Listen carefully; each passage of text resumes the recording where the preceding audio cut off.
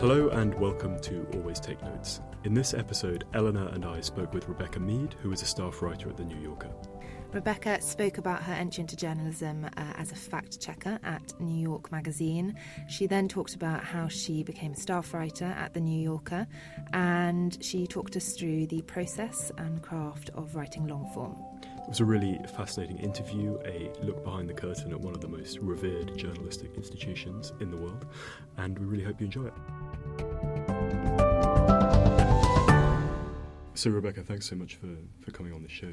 I thought we could start by talking a bit about where you grew up and your idea of kind of getting away from there, which seemed to have been a notion in some of your work. Where did it all start? All my work, maybe. I grew up in the town of Weymouth. In Dorset? In Dorset, yeah. A delightful seaside resort that I was dying to leave from about the age of, God, I don't know, at least 15 onwards, but maybe earlier. I was born in London, and my family moved from London to the coast when I was 3, and I spent my whole childhood feeling that I had been taken away from the place I was supposed to be and, put into this alien environment. I mean, it was lovely. It's a great place. It's a lovely place to be a child, but there was no culture. There were no museums. There was barely a bookstore.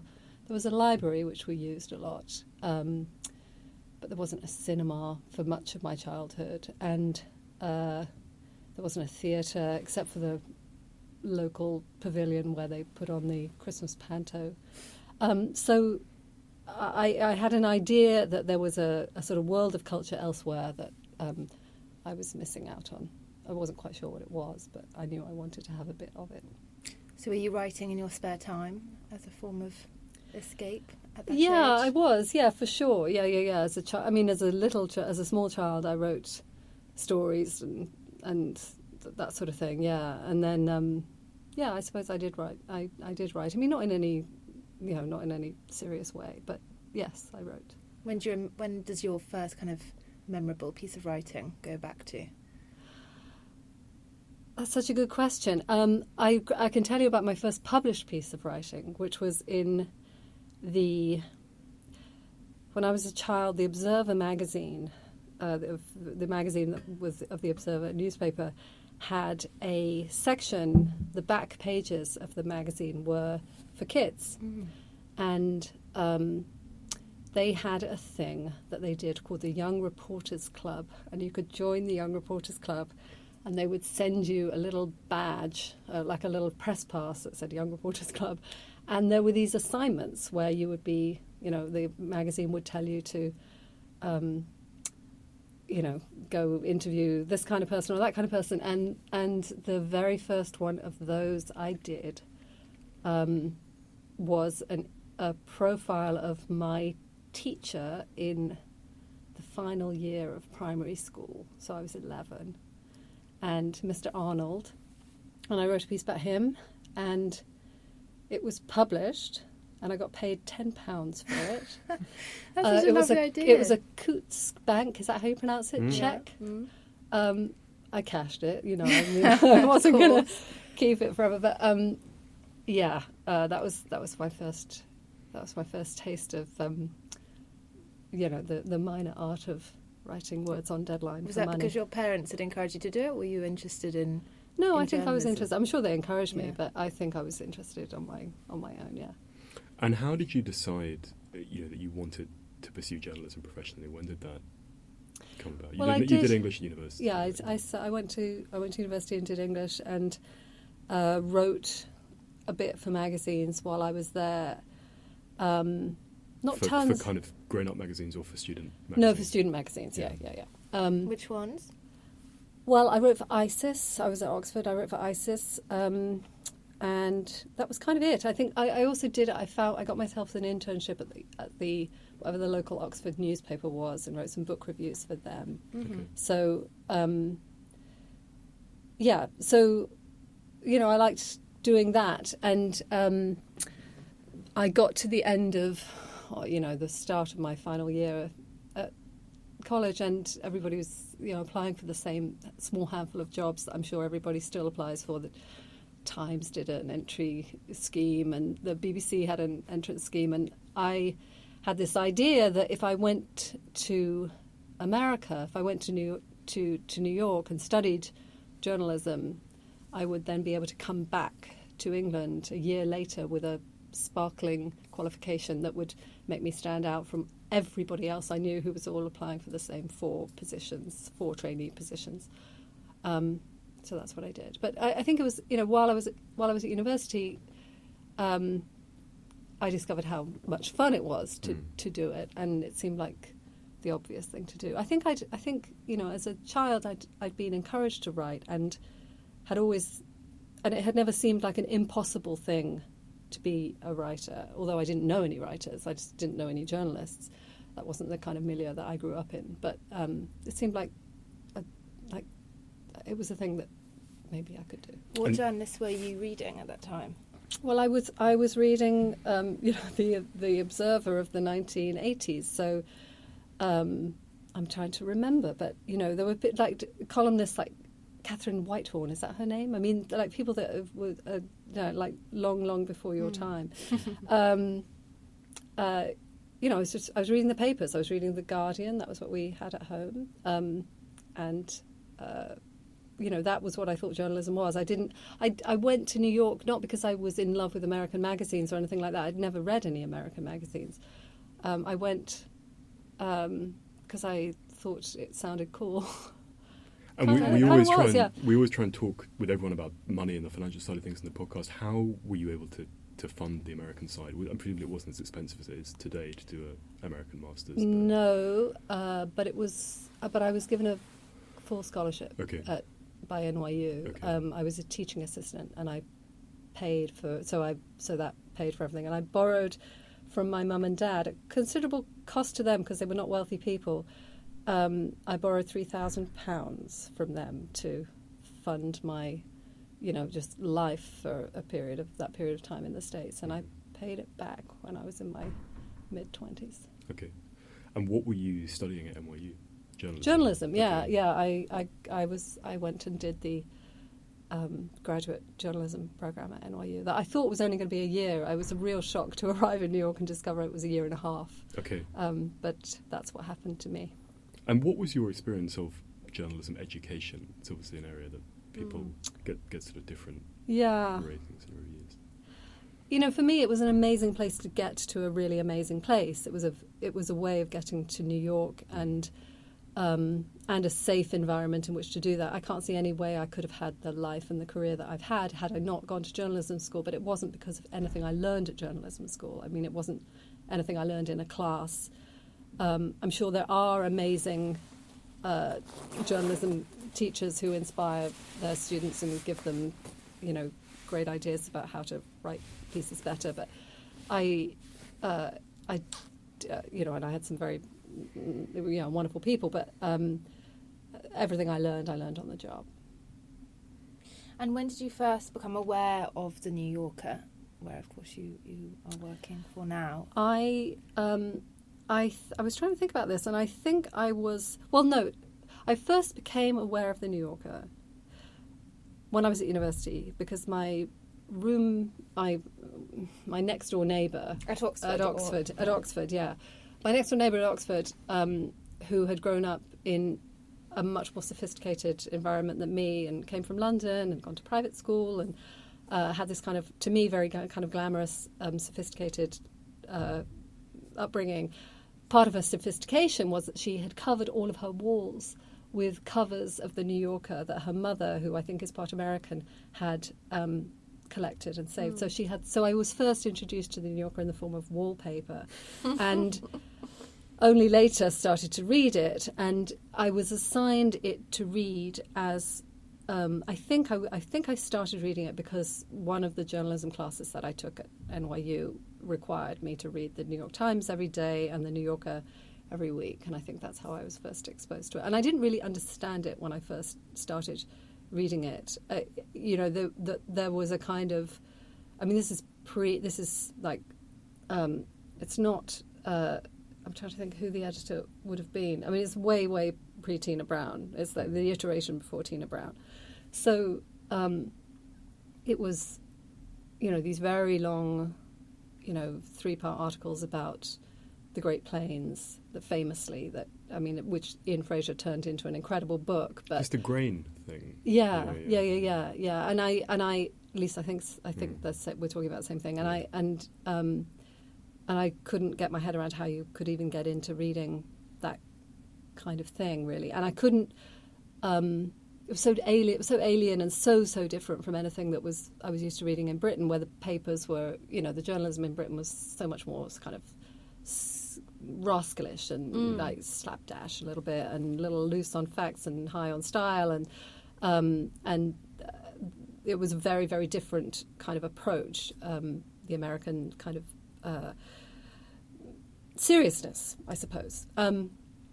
I couldn't understand the cartoons. I didn't know why they were funny.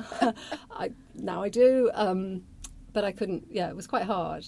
And the article that really, I think, the first thing I read in the New Yorker that kind of blew my mind was Janet Malcolm's The Journalist and the Murderer, which now every journalism student reads, and everybody who's at all interested in journalism must read. But it was published around about that time. I think it was 93. No, earlier than that. 89, something like that. I mean, I've kind of lost the date, but it was around the time that I was first arriving in New York, and that made a huge impression on me as a kind of tour de force of reporting and style and voice and everything else. And what was your immediate post-NYU progression? Because you worked elsewhere. Yeah. Right? While I was at NYU, I got myself a paid internship at New York Magazine, and I started to go there, several days a week, and was helping out and doing all kinds of things. And then when it came to the end of my course, a job came open in the fact-checking department at New York Magazine, and I was offered it. But it was like weeks. It was like maybe 6 weeks. I was planning to move back to England, and this job came up, and I took it, and that was that. And what were the visa specifics at that time? Did you have like a grace period after? Yeah, there was a. I was on a student visa, and I think at that time you had 18 months maybe of work experience time that you could do, and so I did that, and if I'm remembering correctly, I could be, it's all a little foggy, but I think after that I got the first stage of a work visa. But feels like working in a fact-checking department is the perfect training ground for then going into the New York. It was this was long before the internet, and we had a Lexis Nexus machine, but it was really expensive to use, and so you could only go and look something up for 30 seconds and then get off it again. And so most of the checking that you had to do, you had to call people up and ask them things, and so often you'd be calling the sources of the story and re-reporting. Which they still do the story. They still do. Yeah. I was going to say, could you maybe explain to a British audience what a fact checker is? You mean they don't know? A fact checker is the poor young person who gets given the manuscript of the celebrated, well-known writer and has to comb through it to, and you go through it with a highlighter pen, highlighting all the facts, names, dates, but also just, whether it really was a cream colour sweater she was wearing, not a brown one. And then you have to call the person who's named. You're smiling because it sounds so absurd. I'm laughing because it's reminded me of the Daniel Radcliffe New Yorker piece. Oh, yeah, which where is it's brilliant. Yeah, absurd because he ended up having to almost fact check his himself. Own, yeah, that was great. So you have to call the person up and say, is it true to say that you were wearing this or doing that, and you'd have to sort of paraphrase the quotes back to them, so you would never read the quotes back, but you'd paraphrase them. And then for things that were not verifiable, you'd sort of have to, double source things. So the writer might have said that such and such a thing happened on a date, but you can never just take the writer's or the source's word for it. You have to cross-reference and make sure that it's accurate. So we used to spend a lot of time calling the the information desk of the Brooklyn Public Library, who were like the internet of the pre-internet era, and you just call up these people and they knew the answers to everything. So, yeah. Did you ever find it dull, or...? It was much too stressful to be dull. It's a really, really stressful job if you take it seriously, and if you have at all any kind of OCD tendencies, which I definitely do and did. It's such a responsibility because you're the person between, the reader and the writer, and if you mess it up, it's your fault. But if you don't mess it up, if you get it right, the writer gets all the glory. So it's a great way to learn how to be a reporter, because you see how a story gets put together and what you need to have and who you need to have talked to, and you learn how to, I learned, which departments of the government did what and all kinds of things. That was my education, really, was in the fact-checking department. I feel like it's much more glamorous in the States than it is over here. It doesn't exist in Britain. No, but subs. Really. It's not the same. No. It's not the same. Oh no, it's nowhere close. No. It's completely. No, As in you don't ring anyone or anything like that. Yeah, no. There were 5 of us in a little pen, like half the size of this room, and you'd work really long hours, and you'd have to be there, until late at night. And they re-interview people and stuff like that. Yeah, you're totally re-interviewing people. It was a way to learn things. And how did you kind of break into writing your own stuff? Well, while at New York Magazine, I started to write pieces for... This is in the 90s, was it? I started working there... Oh, God, it's all so long ago and so foggy, but I think I started working there as an intern in 1989 and 1990, 91. I guess I was working there as a checker. And started at that time to write short pieces for the front of the book. And I wrote a lot of stuff that was like about nightlife in New York, because I could do that after hours, so I would go out and write, go to nightclubs and stupid stuff like that. When was it that Spy did the pro-am New York nightlife decathlon thing? Do you know that? I don't know. It's this extraordinary piece where it pitted Anthony Hayden Guest against Carl Bernstein in a sort of challenge that neither of them knew they were taking part in, and they sent some kind of young reporter out to take them on the town and see who would last longer. Oh, that's funny. It's amazing, but it's it could have been then. I don't remember the article. I mean, I loved and revered Spy magazine, which was maybe not quite in its heyday, but almost in its heyday. Set up by at Graydon that point. Carter and before, Kurt Anderson. Yeah. Who has been a very important person in my career, because Kurt Anderson later edited New York Magazine. Right. But and then it's really Kurt Anderson who got me my job at the New Yorker, so I owe him everything. But I was always too afraid to.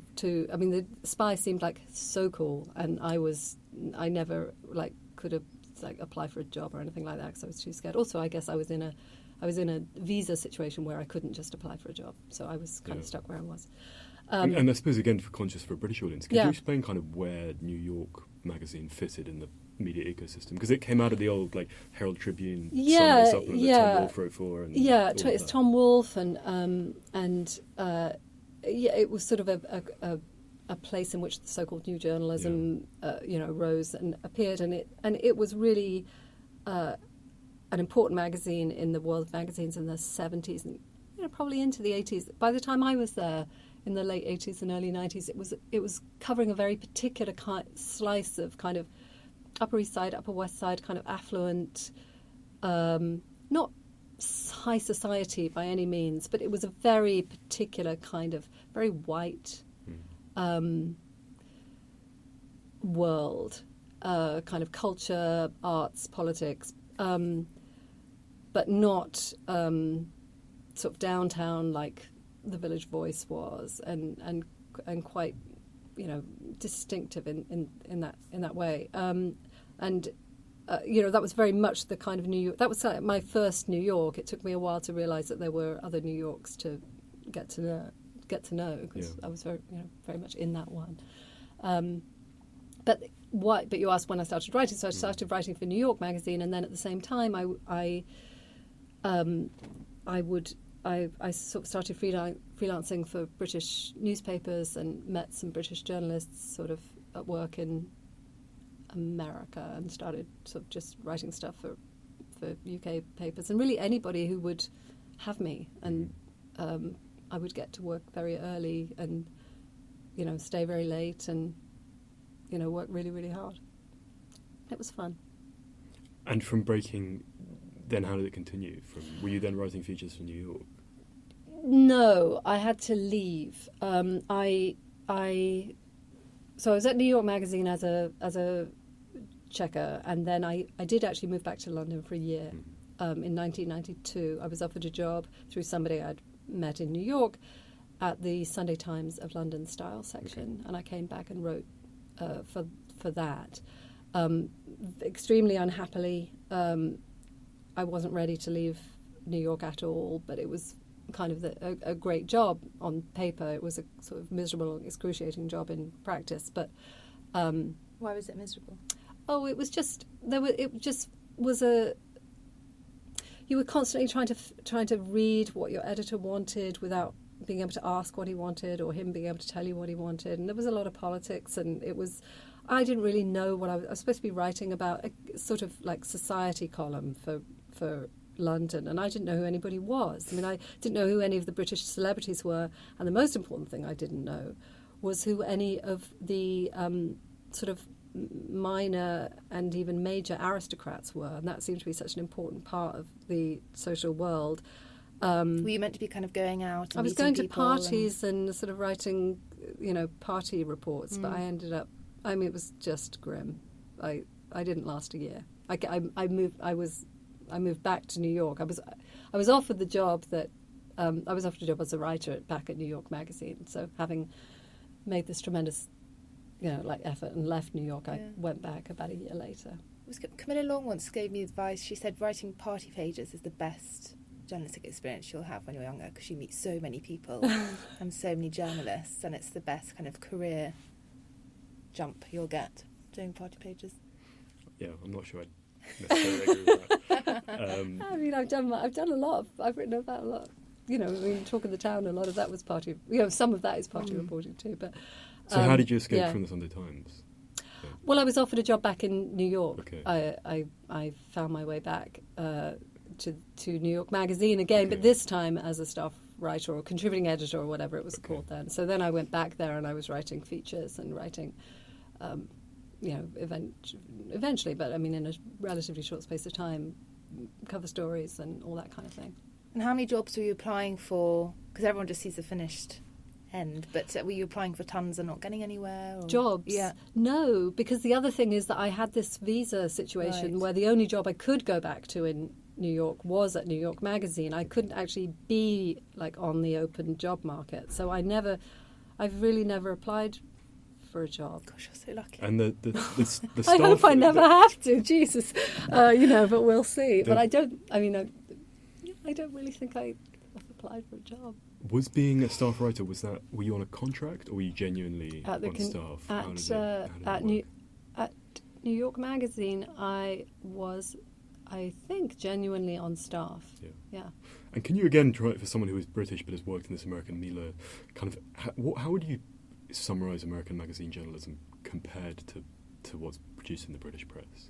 Well, I think a lot of the British press these days has taken a lot of cues from American journalism, and there's a lot more in the British press now than there used to be that's like American journalism. The sort of investment that's happened in places like The Guardian in long form is all on the American model, which wasn't really the case. There wasn't really that sort of stuff when I was coming up. There was, American journalism is... or the kind of work that I was doing was you'd have to write and the kind of work I still do. You write a profile of somebody, a feature of somebody, and it takes. New York Magazine. It used to be a matter of weeks. Now it can be a matter of months, and talk to dozens of people, and interview the person that you're writing about multiple times, and try to get the historical background or the intellectual context, and try to tell a whole very deep, very rich story. And in Britain, the interviews that there were clearly somebody would just go and have lunch with the person they were interviewing, and there were people who were genius at doing that and getting a lot out of an encounter. But often the article that you read was as much about the encounter, and it was the voice of the reporter was important. I mean, somebody like Lynn Barber, who's fantastic, but that was the pinnacle of what could be done this side of the Atlantic in back in the 90s. And how was it being British in that New York Milo? Were you accepted, or were you kind of viewed with a suspicion? I don't know about. I mean, I could have been viewed with suspicion. I don't know, but I mean, I have to say, it never seemed to me to be anything other than a benefit. Yes, you've written that you could kind of say anything, and people would think everything you said sounds clever. And if it was clever, you were doing doubly well. No, it was like, I mean, I've written this, but it was like going, when I first got there and just like discovering, oh, this is what it's like to be beautiful. Everybody just likes you and they can't help it, and they just, want to do things for you, and you haven't done anything to deserve it. Yeah. And, I mean, I don't want to, be overstate it, but the British accent does not hurt in New York journalistic circles. At least it didn't in those years. We're talking about the 1990s. You wrote about the return of the native, the beautiful, feeling beautiful with the way you speak, and with your accent. Yeah. I mean, I mean, it's just my voice, but it didn't hurt. And how? But the other thing, though, it should be said about being British, it's not just having the accent that a lot of Americans think is a really nice one. The education system had prepared me to, the British education that I'd had was like that. You wrote a lot of essays, you did a lot of writing, and more so than my American peers, I think.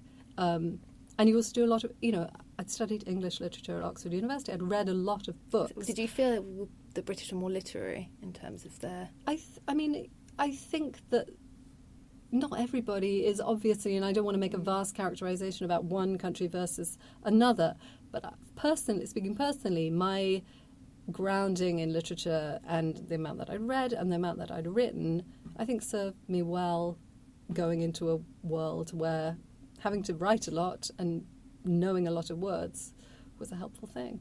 And what was your route to the New Yorker? To the New Yorker? So you went in 97, is that right? I went there in 97, yes, and it really was because of Kurt Anderson, who was this founding editor, along with Graydon Carter, of Spy magazine, and he had become the editor of New York magazine while I was there, and he was amazing, and he gave me such freedom and such interesting assignments and such incredible encouragement. He was a really, really wonderful person to work for.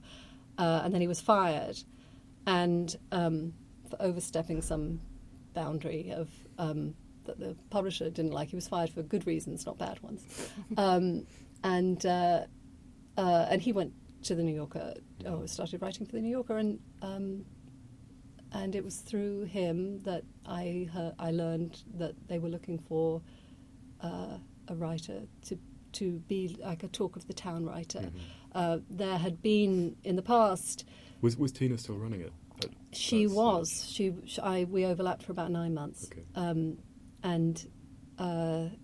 So they were looking for someone to be strictly a talk writer, and Kurt's former colleague Susan Morrison was running that section, and she interviewed me, and I got the job. What was the interview like? Do you remember? Yeah, she was very pregnant, and sort of told me that she'd be going on leave kind of immediately. That I or whoever it was took the job would be starting, and that was indeed the case. But that's mostly what I remember about it. We had lunch. That's what I remember. Has the interview process in the New Yorker changed at all over the years? I've no idea, because I haven't had to re-interview for my job, thank goodness. So. And again, to translate from words you may not be familiar, how would you place the New Yorker as a thing, as a magazine in American culture, in the broader literary world? For say you were explaining to your 19-year-old self who'd never read it. Yeah. Well, it's, I forget exactly how many years old, 95, getting up there, nearly 100 years old. And it's really, I mean, you know, it's the best magazine there is. It's, you know, rigorously reported, brilliantly edited, fact-checked, as we discussed, you know, ranges widely, sort of culture, arts, politics, all of those things, and is put together with a real. I mean, it's you know, I mean, I can't. I listen. I'm losing. I can't even express how you know, how significant or how great it is. It's. And what were the changes that Tina Brown had? Stumbling for words. I just love where I work. What were the changes that Tina Brown had kind of wrought in the? Yeah. So when she took it over, she. I mean, it had a reputation prior to her coming of being, you know, a little dull, you know, 3-part pieces on corn, that kind of thing. Yeah. And she, as they say, sexed it up. And there was a lot, I think that there was a lot more responsiveness to the news under her. There was a lot more responsiveness to Hollywood and entertainment and those things that she was interested about. It was very buzzy. And it got a lot of attention. When she left, which was, as I say, you know, only a few months after I arrived, David Remnick became the editor, who had previously been a writer, and you know, and thank goodness is still there. He's an amazing person. He's an incredible editor and a phenomenal human being. And. Oh, I was just going to say, in that 9 months that you overlapped with Tina, how much did you interact? We not tons, but I did ride up with her once in the elevator on the way to beginning work in the morning, and she looked at me with her big, I think, blue eyes, and I'm sure didn't know who I was, and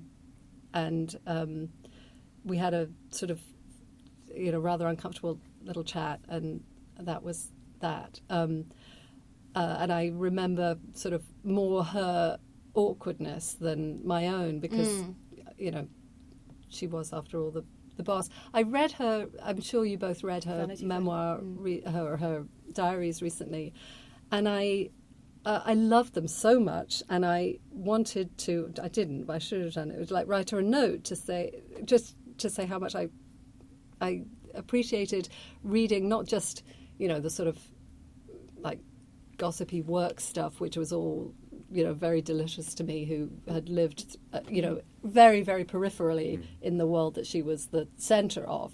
But also just reading about her insecurities and her anxieties and how, you know, worried she was about things and how insecure she felt about things. And it was great relief to me to discover that she had ever felt those ways, because she'd projected such you know, sort of power and confidence and all those things, and I'm, you know, like phenomenally insecure and anxious all of the time about my work. So it made me feel, you know, I thought, oh, Tina. So did you write her the note? I didn't write her the note, but I'm writing it. I'm saying it now.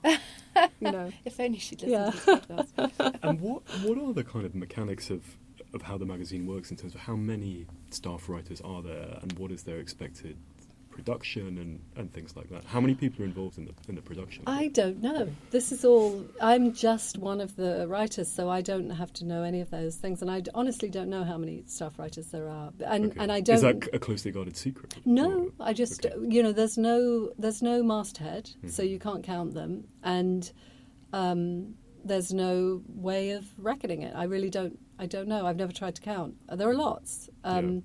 And there are but some of them have like university jobs and so there are people who, staff writer means different thing in lots of. I mean, there are people who are called a staff writer who may not have written a piece for years, and are they being paid? Probably not, but who knows? Right. But probably not at this stage. and then there are people like me who are a staff writer, and this is their main and probably only gig, you know. But it's always a contract. You're not on staff, or how does it? I'm on contract. So you don't get health insurance, or no, stuff like that? I don't get health insurance. No, which is for your British readers an It's a important thing Yeah, to yeah. know about. Yeah. When you've been, because you've been a staff writer for 20 years now, there isn't the same sense like there is in the UK of kind of career progression with titles and, you know, becoming an editor and then the editor of this and working your way up in that same way. Staff writer squared. Yeah. I mean, staff writer is kind of the pinnacle of, I mean, you don't want to move away from that. So is there a sense of where do you go from here, and coming from the UK, thinking about promotions and... No, I mean, no. The staff writer job at the New Yorker is the best job there is in journalism, I believe. It's that Tom Wolfe point, isn't it? That the best jobs in journalism, you know, the active avoidance of trying to get promoted into an editorial position because it's most interesting. Yeah, you just but I mean, I don't have this. I couldn't be an editor. I mean, that wouldn't be a path for me. I mean, I'm not trained to do it. Those people really know how to do it. Yeah. I mean, there are people who do both, but there's like my editor, Daniel Zalewski, who's a brilliant writer and a brilliant editor as well. But I don't think there are many people who go from writing to becoming an editor. There are more editors who write a bit. Mm-hmm. It must be difficult. Some people must find it difficult, though, in terms of satisfying that kind of career step by step. Yeah, I mean, I think. You know, my sense of it in Britain, and I've recently moved back here, but I've not lived here for 30 years. Well, except for that one miserable year at the Times, Sunday Times. But yes, there's a lot more. Or there always seems to be a lot of churn in the newspaper world. You know, people have jobs for a little bit, and then they move, and then they do something else, there's I'm sure that happens a lot in the UK too, but it seems a particular phenomenon of the British media landscape, especially because there's so many newspapers, there's so many different. There are actually jobs for people to go and do, even if they're all in decline and everybody's worried about what's going to happen to the future of our trade. Is it a weird feeling then, feel like you've made it as soon as you become a staff writer at the New Yorker, that you kind of can't get better than this, and you know? Well, but I mean, did you feel like that? No, because it's not about title, is it? No. I mean, but just in terms of the scope of the work that you could do and how amazing. Well, that is. Scope of the work has changed. And I mean, for one thing, is I never think I can't get better, and I always think, I'm always anxious about, well, what else can I do? And I don't want to just do the same thing over again. And I don't mean what other job can I have, but I mean, what can I do in this job that, pushes me further or makes me do something I hadn't done or hadn't tried. But the New Yorker has changed, what the magazine has changed so much in the years that I've been there. I mean, the New Yorker is now so much more than a magazine. There's all the online stuff. There's the radio show that we do once a week that I've done some stuff on. There's a New Yorker festival that happens every year. So have been part of that for many years. What's required of me as a New Yorker writer has evolved and changed, especially the online part has changed. And what is the process of determining the subjects you write about? How much is it assigned? How much is it ideas that you're bringing to your editors? And does that vary between the longer features and then the kind of faster twitch stuff for Talk of the Town or for the web? It's a bit, it's probably about half and half, I think. Some of the writers at the New Yorker only write things that they themselves generate, and that they wouldn't. The editors wouldn't offer that person, hey, how would you like to go and write about blah? I like having my editor suggest things to me because one of my insecurities is not having enough ideas about what to write about. Sure. And my editor is overflowing with brilliant ideas all the time. So I like having that I mean, for one thing, it means you don't have to sell the idea if they've already come up with it themselves. And what is there an expected number of pieces you're meant to do per year? Or? No. I have a word count, so Okay. I have to write a certain number of words and a certain number. I mean, but it varies from person. Everybody's deal is different. That's fine. And then particularly with the process of going through drafts and the editing, and what's your kind of your workflow with that? Perhaps you talk about one of the pieces you sent, maybe the dance piece, or how does it? What's the life cycle of one of those? The third piece was the most the Ivo van Hove piece. You want to know like how it comes about lift the bonnet. Like what's the from the discussion of it being assigned through the access negotiation through the drafts with the editor that was stuff. one that was not my idea. That was suggested to me, and I think there was the access had been arranged through the producer of the ultimate Broadway show that the Broadway show that ended up being the sort of end of the piece, or not? No, it wasn't the end of the piece. Strike that. It was a Broadway show that was happening, and that was the occasion for doing the piece. Yeah. So I didn't have to do any of the, The wrangling. will you? Yeah, I didn't have to do the wrangling, which was nice. And for that piece, I went over to Amsterdam, I think just one time, to spend about 4 or 5 days with Ivo van Hove, talking to him and watching him do what he does. And then I met with him again once in New York, where he was casting, and sort of did some scene stuff there with him and interviewed him again there. And then I met him again, final time, probably 2 months from the first meeting in London, and talked to him again there and saw him doing more stuff there, and then wrote it the month after that, and it had to appear in October, I think. And then when you're working with your editor, how many drafts is it? I mean, do you try and file like a relatively polished first draft, or? Yeah, I do. Yeah. Yes. I mean, which isn't to say that they don't sometimes change radically, and on occasion I'll write a piece that I know is a mess, and I'll hand it in with the hope that my brilliant editor will be able to see what the through line of it might be that I haven't been able to see, but that doesn't happen most of the time, thank goodness. And I write pretty polished drafts, yeah. So, I mean, which isn't to say it doesn't undergo lots of editing, it does, but it's not wildly different.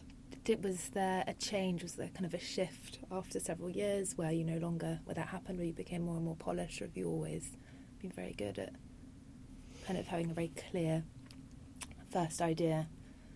I think I've probably got better at it. I mean, it's actually too long ago for me to be able to remember what it was. When I was Surely the first shock starting, of being awfully, crucified by your first editor stays with you forever. No, I remember when I started out at New York Magazine, sort of having to write my first profiles of people and just going away and reading, like, how is a New York Magazine profile put together? And there's 5 sections, and you have this at the beginning, you have a scene at the beginning, and then you have an explanation, and then you have another scene, and then you have a set of people saying yes, but on the other hand, blah, blah, blah, blah, and then you have a sort of conclusion, then you have a final concluding scene. And that was sort of how you did a piece, and I followed that template for, until I could step away from it a couple of years later. I read The Power Broker last year. Yeah. After I went to the Camino after I finished my book, and I thought I was finally going to read it. And then I was fascinated by the kind of publication history of it, and this standoff that he had with Bill Shaw. Do you know about this? So when it's this huge book on Robert Moses, so this guy who had enormous power in New York for a long time, and Caro was like a Metro reporter for Newsday in the 60s, wanted to write this book. It was meant to take a year. It took 7. He ran out of money. His wife sold his house. And then finally, the New Yorker said, we're going to accept it, and we're going to run more than we've ever run of any other book we've ever run, 4 25,000-word excerpts. But the manuscript was 750,000 words. And Caro... so it went through this, like, brutal process of cuts, but also... Kerry went on strike because he said you're not changing. He would write in like one sentence paragraphs and things like that, all the stuff that was really out of kilter with New Yorker style. And this kind of standoff happened that went on for weeks, and which was weird because Kerry was totally broke. He'd never published a word except in newspapers and everything like that. And it's interesting because I read the whole book, which is amazing, but it is bloody long. and I'm interested now to maybe read those 4 25,000 word excerpts that were New Yorkered, and to think, actually quite possibly they're tighter. But it seemed that he kind of had that style broken onto him in quite a I mean, if way. you do it for a long time, you sort of, I mean, I'm sure I've got like my editor kind of in the back of my head. His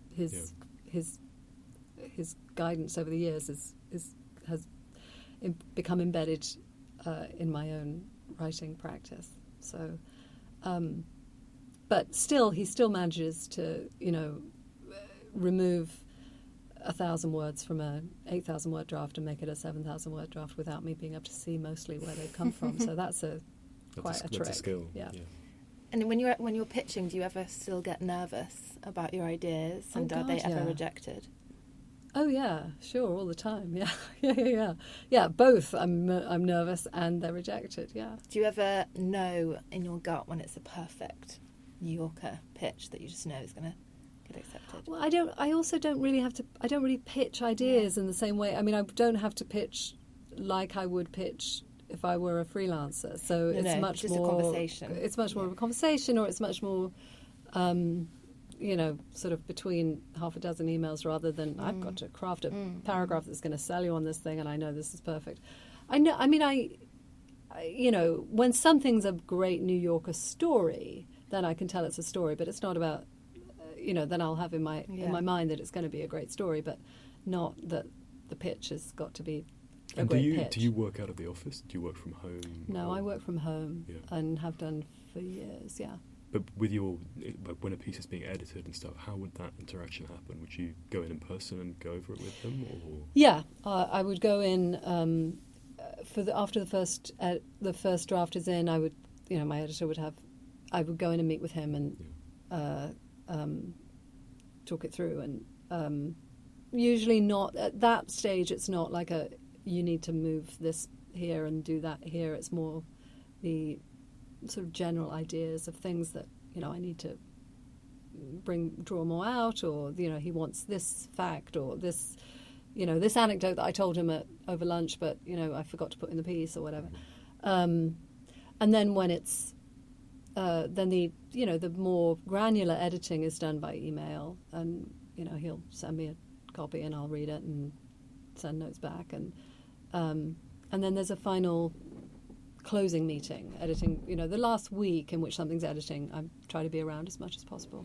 And I was interested to ask on the Estee Lauder Air piece that you sent as well. Lauder, yeah. I read that and then read the Talk of the Town story that you did, which was about the woman who'd written the kind of dating, but the thing about the wine. Kathy Freston, yeah. And what I thought was kind of interesting in that was to compare the kind of line that was taken about, wealth, or that sort of demi-monde of people, and it seemed that the talk piece was quite satirical and was quite kind of I thought it was very funny in how it sort of set up this idea, and it seemed I was interested with the date that the Lauder piece was run, because it was early 07, so it's sort of just 18 months before the financial crisis or things like that, and it struck me, I don't know if you agree, this was like a very kind of pre-crash story in some ways. This was about sort of, it seemed, again, I don't know if you agree with it, but quite accepting of the sort of validity of being a really rich guy who spends time.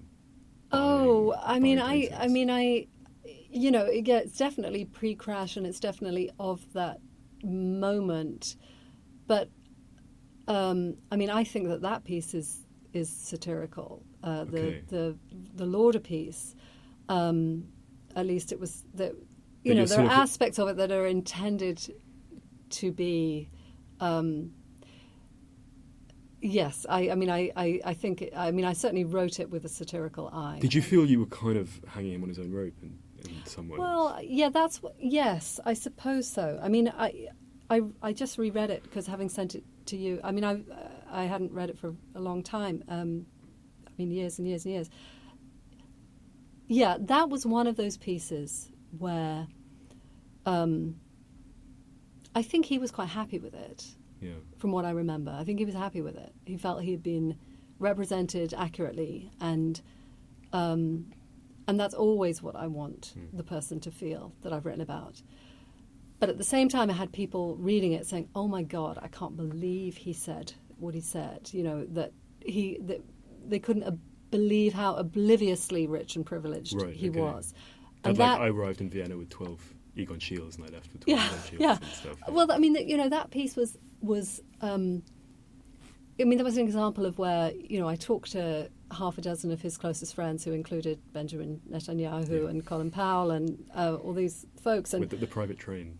Right. Berlin, but, the greatest anecdote that any of them gave me was this friend of his who he went travelling with in Europe when they were teenagers, and he didn't know how to peel an orange, and this friend had to teach him how to peel an orange, and that tells you everything. I mean, it actually sends shivers down my spine now even thinking about it, because that's the sort of reporting fact that when you're on the phone with somebody, you think, okay, we've talked for half an hour and I've got the thing I need.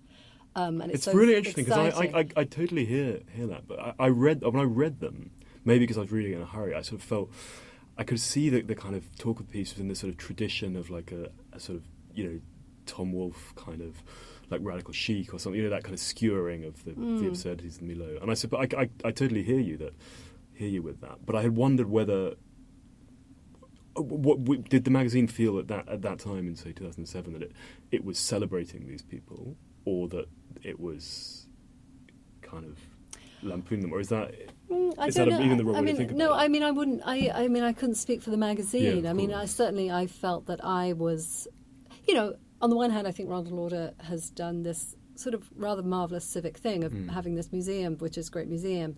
But I also think he's a sort of wonderfully oblivious rich person, and that's why he was so much fun to write about. In rereading the piece, I was reminded of how much fun it was to write, because there was these moments of kind of delicious obliviousness. So perhaps they were too. Perhaps I was too. I wasn't pushing the satirical buttons hard enough, and not hard enough for you. But it was exactly the tone that I was trying to achieve.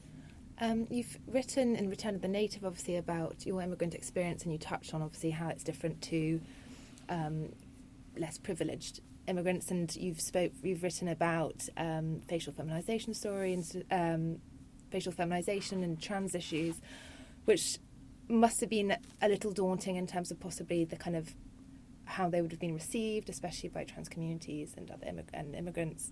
Are there any stories that you won't touch because you don't think it's your story to tell, or that you're just, especially with social media at the moment, some journalists are just so scared to kind of get involved in some debates and write about certain topics? How does that affect you? I don't know. I mean, I for example, with the story that I wrote about facial feminization and the trans, so it's a piece about how trans women, some trans women, especially trans women of privilege, usually are able to have this surgery to, make their faces look more feminine. And I was very conscious.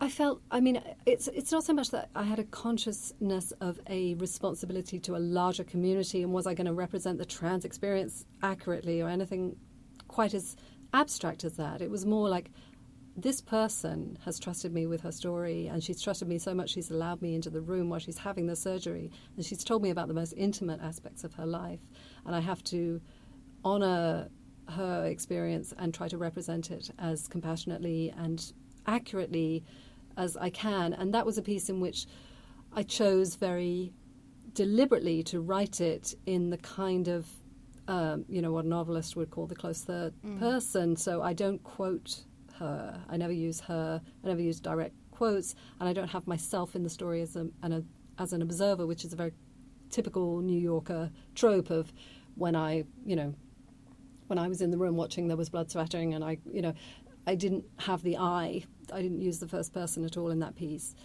And that was a conscious decision. It was a very conscious decision, craft-wise, because I wanted the reader to feel that they were inside the experience of the person. And much of the piece is written in her words. It's using her language. It's using her things she said, lines and phrases that she said to me, but it's used as it's written as if, they're not within quotes.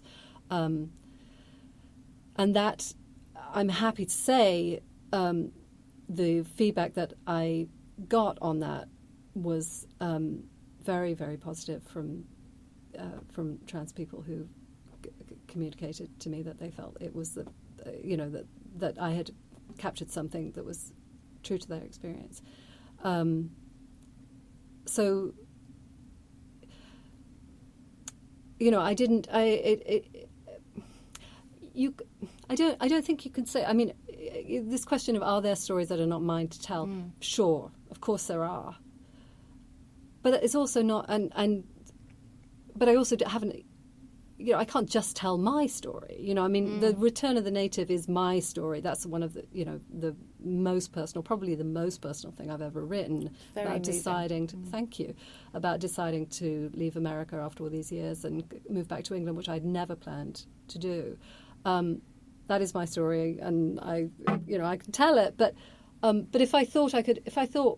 if we thought as journalists that we could only tell our own stories and that we can't, there'll be no journalism. There'd be no journalism. I've certainly sensed it, that there is this greater sense of ownership over certain subjects and stories now more than ever, and this fear among journalists, certainly in the UK, of touching certain subjects, which can be dangerous, and especially in newsrooms that are mostly white and privileged. Then who is going to write these stories, because they're actually not employing the right people to tell them in the first place? Yeah, well, that's a structural problem, Yeah, isn't it? so That I think, it's difficult. magazines, the New Yorker included, are very conscious of and trying, belatedly, but with, with goodwill to do something about.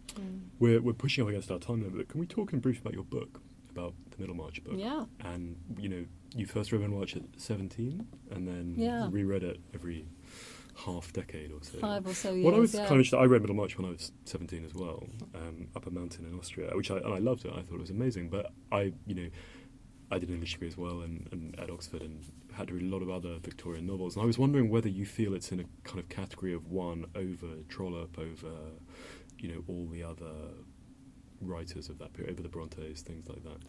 It is for me, Yeah. and I mean, I'm not the only person who thinks it's the greatest. I can't even say it's the greatest novel in the English language because I haven't read all of them, Yeah. But I mean, wiser people than me and better read people than me have said so.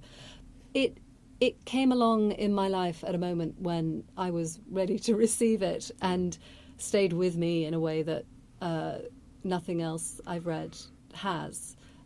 Although, the other things I studied when I was 17 and 18 also made a big impression. I think that, And I was going to ask, does it fit? Was it serialised or anything like that originally? Yeah. Because that Henry James, what is the Loose Baggy Monsters comment, that these big Victorian novels that were written for a penny a word, as 3-deckers and things, were kind of loose, and the novel had to be shrunken into like a single artifact to become tight and near. Well, it was serialised, but I don't, but she wasn't sort of making it up as she went along. She knew what she was doing, and, she wasn't sort of crowd testing. Because I remember it's a long story, time the ago, but I ending. remember it being pretty tight in a way that... Yeah. I think it's, unlike, Dickens, who sort of famously revised endings depending on how the audience received them, which I also, respect. But no, I think she knew what she was doing, and there are stories of people coming up to George Eliot in the streets in London and saying, "Oh, I do wish that you'd make things different for poor Mr. Lydgate," and her sort of saying nothing and smiling, and just she has to. The story is the inexorable story, and it can't be revised. And what about the kind of Ellie had this wonderful word with bibliomemoir, is it? It's the sort of term... Yeah, that was a term that Joyce Carol Oates used when she was reviewing the book in the Times, yeah. Were there other kind of examples of that really moved you or decided that was Yeah. I mean, very different ones, but I loved Jeff Dyer's book about D.H. Lawrence. Didn't he just write a book about like a trashy war film from the 60s? He might have done. I mean, he like, could write a book about anything. Yeah. I can't keep up. I think it's like a critical commentary on Where Eagles Dare or something like that. Sounds plausible. Yeah. Good idea, even if he didn't. He should do that even if he didn't. I love that. I loved Olivia Lang's first book. I mean, I liked all her books, but she'd only written the one about Virginia Woolf at the time that I was doing this book. So, and I thought that was a beautiful example of how literature and life kind of are not separate things, but become the same thing in one's imagination. And having honed yourself to that magazine feature model so expertly, how was it to kind of, work in a much more open form and things like that? It was a wonderful experience. Yeah. I mean, I've written 2 books, and the first one was much harder and much more. It was about the American wedding industry, and it was a lot more journalistic and a lot more of a chore ultimately to do, and it probably shows. But the Middlemarch book was a joy. It was. I wrote it very quickly, and I had a wonderful time doing it. There was one Guardian comment piece that I read that was critical of a trend that she felt was emerging of people writing books about books. What do you say to that? Do you find that is unfair? It wasn't particular to you, but just generally. No, I think you can write a book about anything if it's a good book. I mean, it's about a war film from the 1960s. Why not? No, I don't. I mean, I don't think you can. I mean, a reviewer has to take a line. So, and I've taken lines myself, but I wouldn't necessarily. No. Would you say it's a trend that has emerged? Yeah, I think there've been a lot of them. I mean, my book came out a while ago now, and So and for a while I got sent every one that came out as a would I blurb it, and some of them I even did. But yeah, so it's definitely a trend. I don't know if it's past. I haven't been receiving quite so many of those. So either the trend is over or my blurb is less value. Yeah. No, it's all about autofiction. Okay, well, look, we're a little bit over time anyway, but that was really fascinating. Thanks for being such a gracious guest and speaking so candidly. My pleasure. Thank you. So it's us again to talk about how that interview with Rebecca went. Simon, thoughts? I think it was very good. We were a bit nervous beforehand that we were doing it last thing on a Friday and everyone might be quite subdued, but I actually thought the energy levels were quite high, and I found it really fascinating, just to kind of lift the curtain and see a little bit more about what goes on behind New Yorker Towers in terms of the making of those pieces, and also something that you alluded to of like, what does it feel like to be at the top of the tree, to have got there. We tried to quiz her on the darker side of the New Yorker when the recorder was off, and there was literally nothing bad to say about it. Yeah, she was extremely diplomatic. Extremely. Anyway, what have you been up to, Ellie? I have trying to think about what I can say in terms of when this comes out. Comes out next Tuesday. Next Tuesday. Right, no, well, I went to Paris to interview someone very exciting yesterday, which I can't say because it isn't out yet, and we don't want the Sunday Times stealing our ideas. But what else has been going on? I've just been writing a lot. I interviewed the detective Colin Sutton behind Manhunt. Have you been watching that on ITV? I have not, but I'm familiar with it. He caught Levi Belfield, the hideous serial killer who killed Millie Dowler. Okay. So that was very interesting. For myself, I've been doing last bits on the book, so the kind of final bits and bobs before it comes out, and a bit of a spring clean elsewhere, my taxes and stuff like that, and picking up my magazine work. So busy all round. So this has been Always Take Notes, hosted by me, Simon Acombe. And me, Eleanor Halls. Our producer is Nicola Keane. Zara Hankier handles our social media. Our score is by Jess Danheiser, and James Edgar does our graphic design. If you'd like to find us on social media, we are at Always Take Notes on Facebook and Instagram, and Take Notes Always on Twitter, and we'd love it if you could leave a review on iTunes. Or to chip into our crowdfunding account at Patreon, which you'll also find under Always Take Notes. Many thanks. Bye.